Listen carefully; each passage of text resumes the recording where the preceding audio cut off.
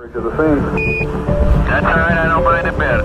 Okay, you got the flag up now. Voyager 1 probe, the most distant human-made object in the universe.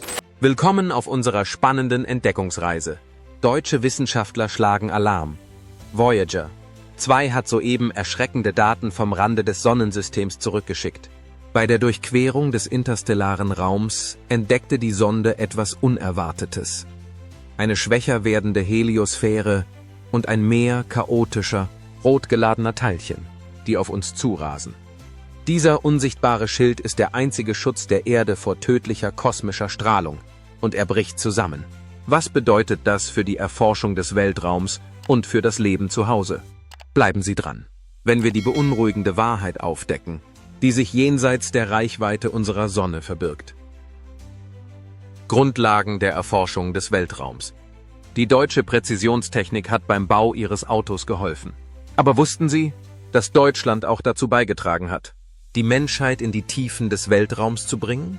Von der Raketenwissenschaft, die im Nachkriegseuropa entwickelt wurde, bis hin zur modernen Astrophysik. Deutschlands Fingerabdrücke sind überall in der Geschichte der Weltraumforschung zu finden. Aber diese Geschichte ist größer als eine einzelne Nation. Die Erforschung des Weltraums hat sich nicht von selbst ergeben. Sie ist das Ergebnis jahrzehntelanger Rivalitäten während des Kalten Krieges, kühner wissenschaftlicher Sprünge und des Wunsches, sich von der Schwerkraft der Erde zu lösen.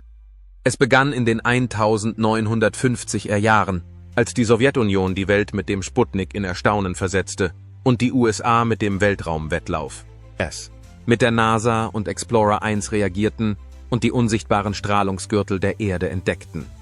Doch schon damals träumten Wissenschaftler, darunter auch deutsche Forscher, die mit der NASA und der Europäischen Weltraumorganisation zusammenarbeiten, von einer Zukunft jenseits des Mondes. Von den ersten robotergestützten Vorbeiflügen an Venus und Mars bis hin zu den bahnbrechenden Mariner- und Voyager-Missionen stieß die Menschheit an die Grenzen dessen, was Maschinen und die Vorstellungskraft leisten konnten. Mit Hilfsmitteln wie Schwerkraftassistenten und Kernkraftwerken erreichten wir die äußeren Planeten und begannen, in die Leere zu blicken. Und jetzt, da neue Missionen sowohl von Europa als auch von Amerika aus geplant werden, sind die Grundlagen, die in diesen frühen Jahrzehnten gelegt wurden, einschließlich der deutschen wissenschaftlichen Beiträge, wichtiger denn je. Die Ursprünge des Kalten Krieges und das Weltraumrennen. Die Ursprünge der Erforschung des Weltraums sind eng mit dem Kalten Krieg verbunden, einer Zeit intensiver geopolitischer Rivalität zwischen den Vereinigten Staaten und der Sowjetunion. Bei diesem Wettstreit ging es nicht nur um militärische Macht, sondern auch um Wissenschaft und Technologie. So entstand das Weltraumrennen, ein monumentales Kapitel der Geschichte, das den Grundstein für die Erforschung des Kosmos durch die Menschheit legte. Das Weltraumrennen begann offiziell 1957, als die Sowjetunion die Welt mit dem Start von Sputnik 1, dem ersten künstlichen Satelliten, in Erstaunen versetzte.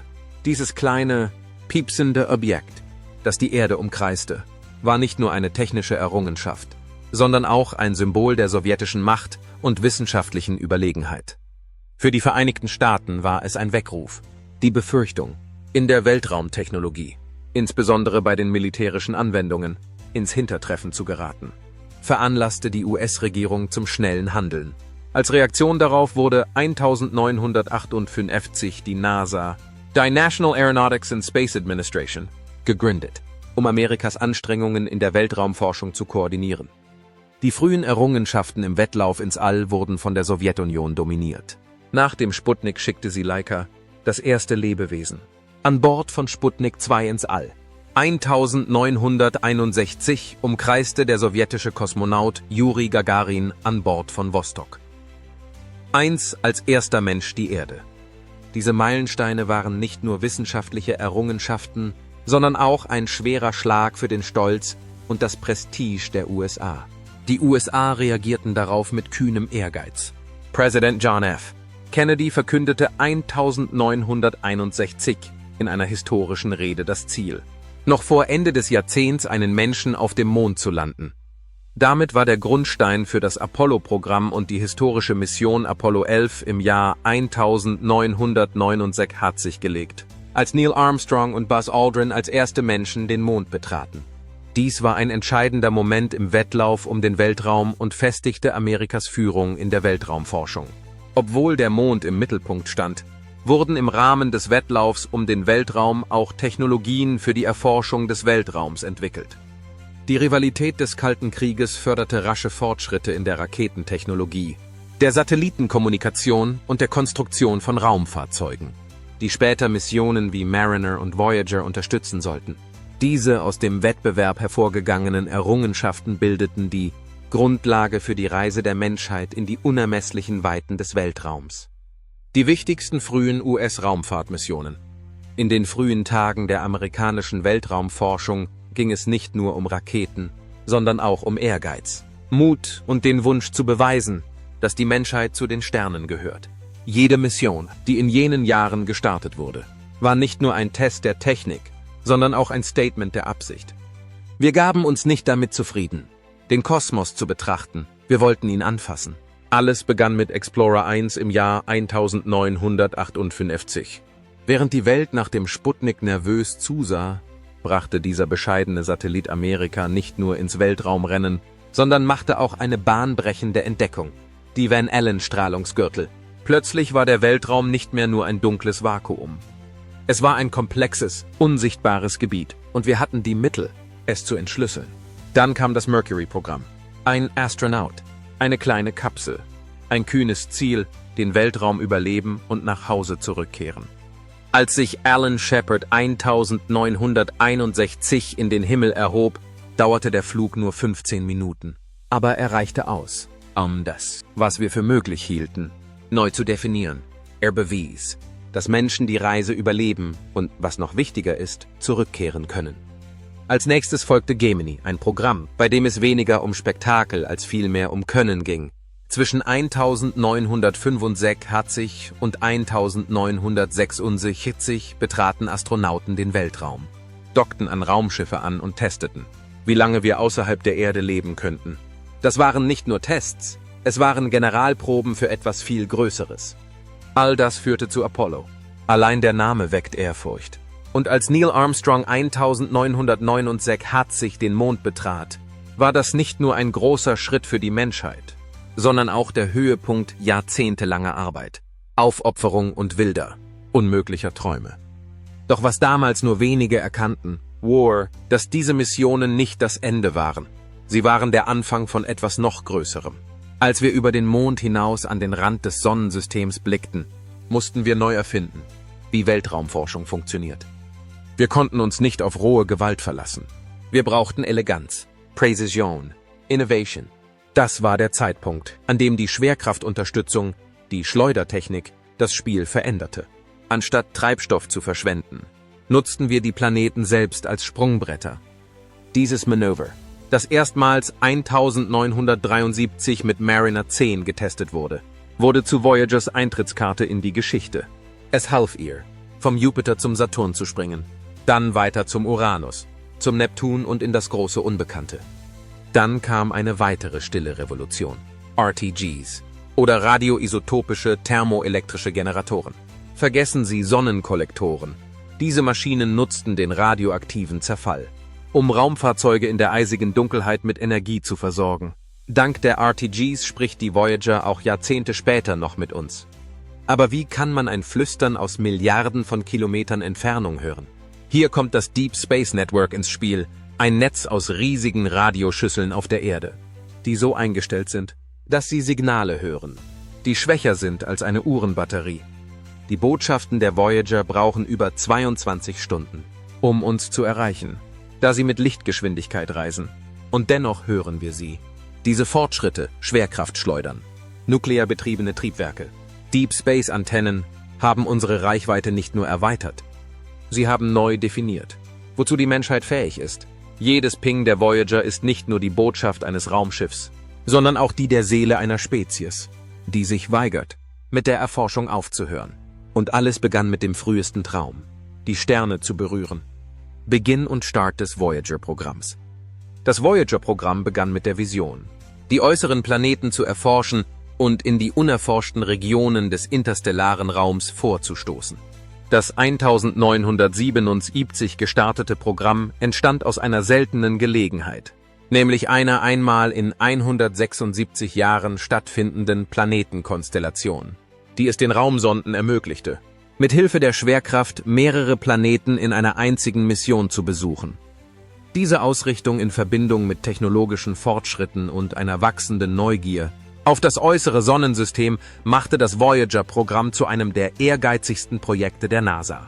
Die Idee für die Voyager-Missionen war ursprünglich Teil eines größeren Plans namens Grand Tour, der die Erforschung von Jupiter, Saturn, Uranus und Neptun zum Ziel hatte.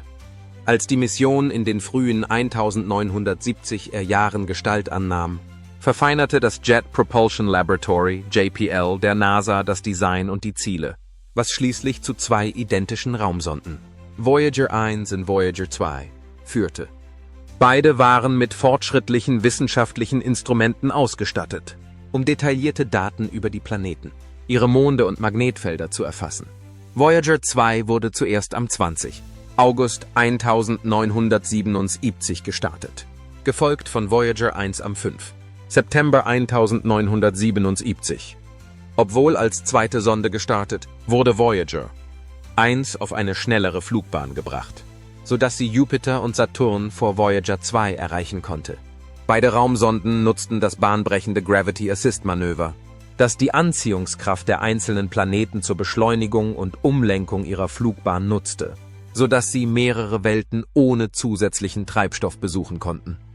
Zusätzlich zu ihren wissenschaftlichen Zielen trugen beide Voyagers die goldene Schallplatte an Bord, einen Phonographen der Töne, Musik und Bilder der Erde als Botschaft für jegliches außerirdische Leben enthält, das dem Raumschiff begegnen könnte. Der Start des Voyager-Programms markierte den Beginn einer Mission, die die Erforschung des Weltraums neu definierte. Es war nicht nur eine Reise zu den äußeren Planeten. Es war der erste Schritt der Menschheit zur interstellaren Entdeckung. Eine Mission, die bis heute inspiriert und informiert. Voyager 1. Voyager 1 ist eine der bemerkenswertesten Errungenschaften der Menschheit. Eine Raumsonde, die sich weiter von der Erde entfernt hat als jedes andere von Menschen geschaffene Objekt.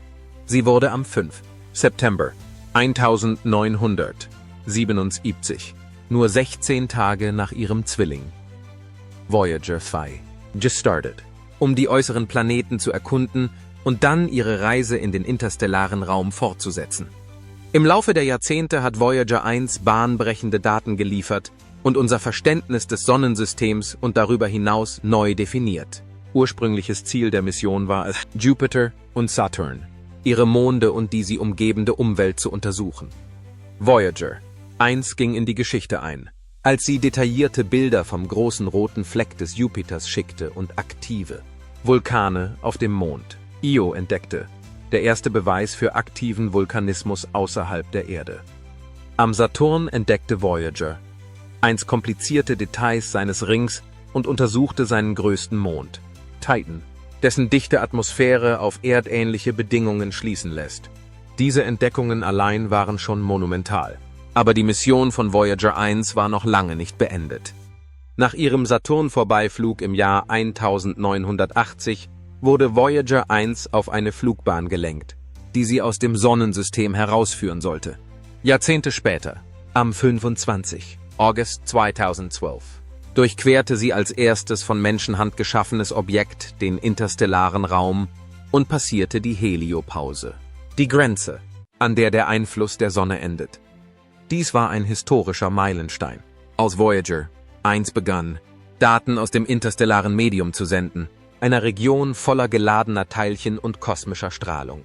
Angetrieben von thermoelektrischen Radioisotopengeneratoren, RTGs, sendet Voyager 1 trotz der großen Entfernung von mehr als 14,8 Milliarden Meilen von der Erde weiterhin Daten.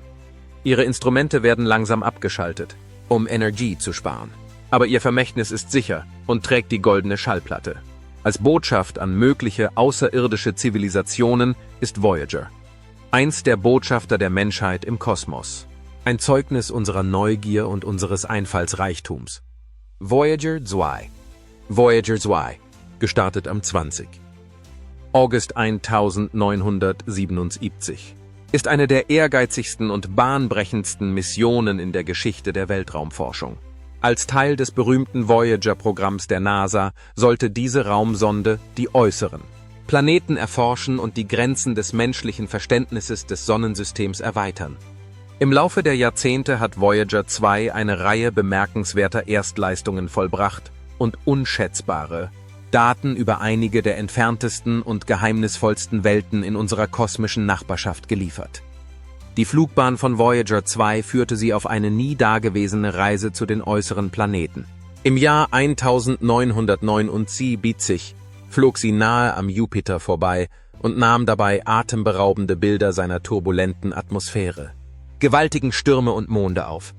Sie entdeckte aktive Vulkane auf Io, den ersten Beweis für vulkanische Aktivität außerhalb der Erde, und eisige Oberflächen auf Europa, was Spekulationen über unterirdische Ozeane auslöste. 1981 erreichte Voyager 2 den Saturn, wo sie das komplizierte Ringsystem und die Monde des Planeten untersuchte, darunter auch Enceladus, bei dem man später Geysire aus Wasserdampf entdeckte.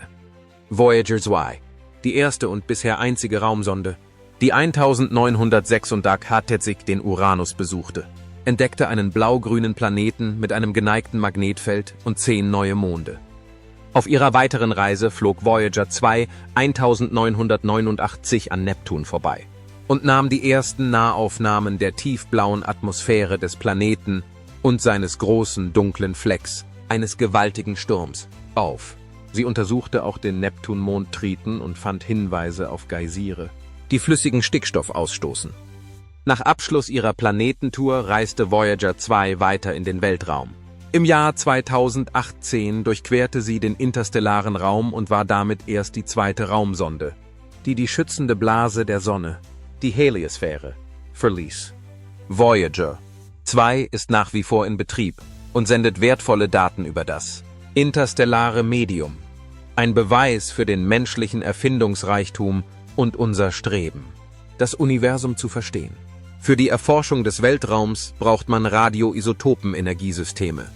Als die NASA mit der Entwicklung der Voyager-Raumsonde begann, bestand eine der größten Herausforderungen darin, herauszufinden, wie sie mit Energie versorgt werden sollte. Im Gegensatz zu sonnennäheren Missionen konnten sich die Voyager-Sonden nicht auf Sonnenkollektoren verlassen, da das Sonnenlicht im äußeren Sonnensystem zu schwach ist, um genügend Energie zu erzeugen. Stattdessen wandte sich die NASA einer revolutionären Energiequelle zu, den radioisotopischen thermoelektrischen Generatoren, RTGs. Diese Geräte lieferten die zuverlässige, lang anhaltende Energie, die benötigt wurde, um die Systeme der Voyager auf ihrer Reise Milliarden von Meilen von der Erde entfernt am Laufen zu halten. RTGs funktionieren durch die Umwandlung von Wärme aus dem natürlichen Zerfall radioaktiver Stoffe, insbesondere von Plutonium-238, in Strom. Der stetige Zerfall von Plutonium-238 setzt Wärme frei, die dann mit Hilfe von Thermoelementen in elektrische Energie umgewandelt wird. Bei diesem Prozess gibt es keine beweglichen Teile, was die RTGs unglaublich langlebig und ideal für die rauen Bedingungen im tiefen Weltraum macht. Jede Voyager war mit 3 RTGs ausgestattet, die beim Start zusammen eine Leistung von etwa 470 Watt erbrachten. Obwohl die Leistung im Laufe der Zeit mit dem Zerfall des Plutoniums abnimmt, sind die RTGs für eine Lebensdauer von Jahrzehnten ausgelegt, die weit über die ursprüngliche Missionsdauer des Raumfahrzeugs hinausgeht. Dieses Energiesystem hält kritische Systeme am Laufen, darunter wissenschaftliche Instrumente, Kommunikationssysteme und Bordcomputer. Selbst jetzt, mehr als 45 Jahre nach dem Start, senden Voyager 1 und Voyager 2 weiterhin Daten zur Erde. Da die Energievorräte jedoch schwinden, musste die NASA systematisch unwichtige Systeme abschalten, um Energie für die wichtigsten Funktionen zu sparen. RTGs haben sich für die Weltraumforschung als bahnbrechend erwiesen und ermöglichen Missionen zu entfernten dunklen Regionen des Sonnensystems und darüber hinaus. Ohne sie wäre die unglaubliche Reise der Voyager-Sonde vorbei an Jupiter, Saturn, Uranus, Neptun und nun in den interstellaren Raum nicht möglich gewesen. Der Erfolg der Voyager unterstreicht die Bedeutung innovativer Energielösungen für künftige Weltraummissionen. Kommunikation über das Deep Space Network. Die Kommunikation mit Milliarden von Kilometern entfernten Raumsonden wie Voyager 1 und Voyager 2 ist keine leichte Aufgabe. Um dies zu erreichen, stützt sich die NASA auf das Deep Space Network DSN, ein globales System großer Funkantennen, das für die Verfolgung von und die Kommunikation mit Raumfahrzeugen weit jenseits der Erde ausgelegt ist. Das DSN ist eine der wichtigsten Komponenten für die Erforschung des Weltraums, denn es stellt sicher, dass die von Sonden wie den Voyagers gesammelten Daten zur Erde zurückgeschickt werden können. Das DSN besteht aus 3 Bodeneinrichtungen, die strategisch im Abstand von etwa 120 Grad um den Globus herum in Kalifornien, USA, Madrid, Spanien und Canberra, Australien liegen. Diese Anordnung gewährleistet eine kontinuierliche Kommunikation mit der Raumsonde, während sich die Erde dreht. Jede Anlage ist mit massiven Funkantennen ausgestattet, von denen die größte einen Durchmesser von 70 Metern, also 230 Fuß, hat. Diese Antennen sind dafür ausgelegt, schwache Signale von weit entfernten Raumsonden zu empfangen, selbst von solchen, die Milliarden von Meilen entfernt sind. Voyager 1 zum Beispiel ist derzeit über 14 Milliarden Meilen von der Erde entfernt. Und ihre Signale brauchen über 22 Stunden, um uns zu erreichen. Wenn diese Signale ankommen, sind sie unglaublich schwach, milliardenfach schwächer als die Leistung einer normalen Glühbirne. Die Antennen des DSN sind hochempfindlich und in der Lage, diese schwachen Signale aufzuspüren, sie zu verstärken und die darin enthaltenen Daten zu entschlüsseln. Das DSN spielt auch eine wichtige Rolle bei der Übermittlung von Befehlen an die Raumsonde. Die Ingenieure können aus der Ferne die Flugbahn der Voyager anpassen, ihre Instrumente bedienen oder die schwindende Energieversorgung steuern.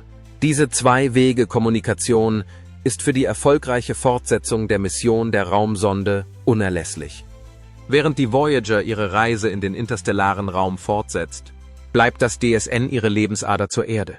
Ohne dieses bemerkenswerte Netzwerk würden uns die bahnbrechenden Daten der Voyager-Missionen und anderer Weltraumsonden nie erreichen, sodass unzählige Geheimnisse des Kosmos unentdeckt blieben.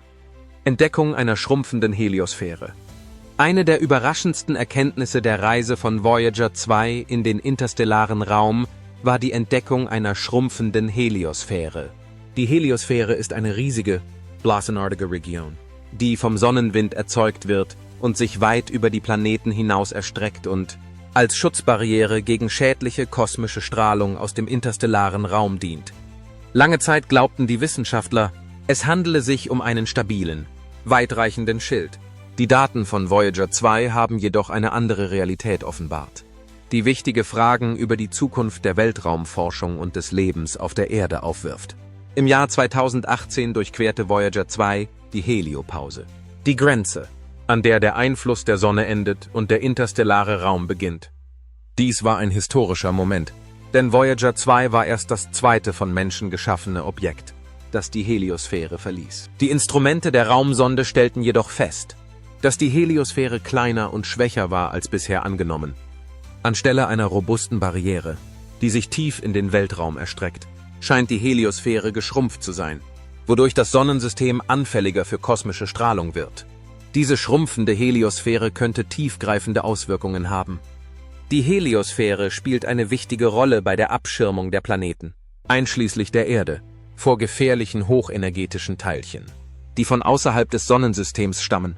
Eine schwächere Heliosphäre bedeutet, dass mehr dieser Teilchen, die als kosmische Strahlung bekannt sind, tiefer in das Sonnensystem eindringen und möglicherweise künftige Weltraummissionen, Satelliten und sogar die Erde selbst beeinträchtigen könnten. Auf der Erde bietet unsere Atmosphäre einen starken Schutz vor kosmischer Strahlung. Dennoch könnte ein Anstieg der Strahlung Auswirkungen auf Klimasysteme, biologische Prozesse und Technologie haben. Eine langfristige Exposition gegenüber höherer kosmischer Strahlung könnte Astronauten bei Weltraummissionen vor Herausforderungen stellen oder sogar die Satellitenelektronik in der Umlaufbahn beeinträchtigen. Die Entdeckung einer schrumpfenden Heliosphäre durch Voyager 2 macht deutlich, wie sehr das Sonnensystem mit der Aktivität der Sonne verbunden ist. Sie erinnert uns daran, wie wenig wir wirklich über die dynamische Natur des Weltraums und seine Auswirkungen auf unseren Planeten und die zukünftige Erforschung wissen. Turbulentes Plasmarotes Meer am Rande des Sonnensystems. Als Voyager 2 im Jahr 2018 die Heliopause überquerte, drang sie in eine unbekannte Region des Weltraums ein und enthüllte eine chaotische und dynamische Umgebung, die Wissenschaftler als ein turbulentes rotes Meer aus Plasma beschrieben haben. In diesem Gebiet am Rande des Sonnensystems kollidiert der Sonnenwind, ein stromgeladener Teilchen von der Sonne, mit dem interstellaren Medium und erzeugt einen wirbelnden, unberechenbaren Ozean aus Plasma. Die von Voyager 2 gesammelten Daten haben unser Verständnis der Grenzen des Sonnensystems und der im interstellaren Raum wirkenden Kräfte grundlegend verändert. Die Heliopause ist die Grenze, an der die Heliosphäre, die schützende Blase, die durch den Sonnenwind entsteht, endet und der interstellare Raum beginnt. Als Voyager 2 in diesen Grenzbereich eindrang, stieß sie auf den Terminations-Shock, eine turbulente Zone, in der sich der Sonnenwind dramatisch verlangsamt und sich mit interstellaren Partikeln zu vermischen beginnt. Die Instrumente von Voyager 2 maßen ein Plasma, das heißer, dichter und turbulenter war als erwartet. Was zeigt, dass diese Übergangsregion alles andere als glatt ist. Die Raumsonde entdeckte plötzliche Verschiebungen in einem Magnetfeld, chaotische Ströme geladener Teilchen und eine komplexe Struktur von Plasmaströmen.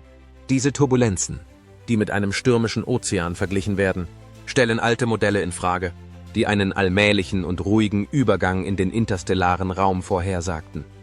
Was Voyager 2 stattdessen entdeckte, war eine heftige Wechselwirkung zwischen dem Einfluss der Sonne und dem enormen Druck des interstellaren Mediums. Die Auswirkungen dieser Entdeckung sind tiefgreifend. Zum einen verdeutlicht sie die Herausforderungen, denen sich künftige Raumsonden bei der Navigation jenseits des Sonnensystems stellen müssen. Die starken Turbulenzen und hochenergetischen Teilchen in dieser Region könnten für Instrumente und Bordsysteme eine ernsthafte Gefahr darstellen. Darüber hinaus wirft diese Entdeckung ein Licht auf die Rolle der Heliosphäre als Schutzschild, der schrumpft und schwächer wird, wodurch mehr kosmische Strahlung in das Sonnensystem eindringen kann. Die Entdeckung dieses roten Plasmameeres durch Voyager 2 unterstreicht die unberechenbare und dynamische Natur des Randes des Sonnensystems. Es ist eine deutliche Erinnerung daran, wie viel über das Zusammenspiel zwischen der Sonne und der dahinterliegenden Galaxie noch unbekannt ist, und es wirft wichtige Fragen für die Zukunft der interstellaren Erforschung auf. Auswirkungen und Warnungen für die künftige Erforschung des Weltraums. Dank Voyager 2 wissen wir heute, dass der Weltraum weitaus gefährlicher und unberechenbarer ist, als wir es uns je vorgestellt haben. Was einst als ruhiges Fairness-Grenzgebiet galt, ist in Wirklichkeit ein chaotisches Schlachtfeld. Ein Ort, an dem der Sonnenwind stirbt, an dem heftige Plasmastürme toben und an dem der Schild, der die Erde vor der Strahlung aus dem Weltraum schützt, die Heliosphäre, zu schrumpfen beginnt. Ja, schrumpfen. Voyager 2 hat etwas Beunruhigendes entdeckt. Die von unserer Sonne erzeugte Schutzblase ist kleiner und schwächer als erwartet. Diese Blase hat uns seit Milliarden von Jahren vor kosmischer Strahlung geschützt. Jetzt wird sie dünner. Und das bedeutet mehr Strahlung. Nicht nur für zukünftige Raumfahrzeuge, sondern auch für die Erde selbst. Plötzlich brauchen Weltraummissionen nicht mehr nur eine gute Navigation, sondern auch eine gute Schutzausrüstung. Kosmische Strahlung kann die Elektronik durchschmoren, Systemausfälle verursachen und für Astronauten lebensbedrohlich sein. Es geht nicht nur um Unannehmlichkeiten, es geht ums Überleben. Und dann ist da noch das Rote Meer, in das die Voyager eindrang. Eine Region, in der der Sonnenwind in den interstellaren Raum stürzt und einen Sturm des magnetischen Chaos bildet. Die Voyager entdeckte wirbelndes, überhitztes Plasma und instabile Magnetfelder, eine unberechenbare Zone, die künftige Missionen mit äußerster Vorsicht durchqueren müssen. Um dies zu überleben, brauchen wir intelligentere Instrumente, stärkere Abschirmungen und Raumfahrzeuge, die selbstständig denken können. Denn dort draußen gelten andere Regeln und nichts ist garantiert. Aber die Botschaft der Voyager ist nicht nur eine Botschaft über die Gefahr, sie ist ein Fahrplan. Sie sagt uns, worauf wir uns vorbereiten, was wir bauen und was wir erwarten können. Sie spornt uns zu Innovationen an, neue Antriebssysteme, bessere Verteidigungssysteme, schnellere Kommunikation und größere Widerstandsfähigkeit. Das ist keine Science-Fiction. Dies ist die Zukunft der Erforschung. Und sie beginnt damit, dass wir auf das hören, was uns der Rand des Sonnensystems gerade gesagt hat. Vielen Dank fürs Zuschauen. Wenn Sie bereit sind für weitere atemberaubende Enthüllungen aus dem Weltraum, klicken Sie auf das nächste Video auf Ihrem Bildschirm und vergessen Sie nicht, es zu liken und zu abonnieren. Denn das Universum wartet nicht.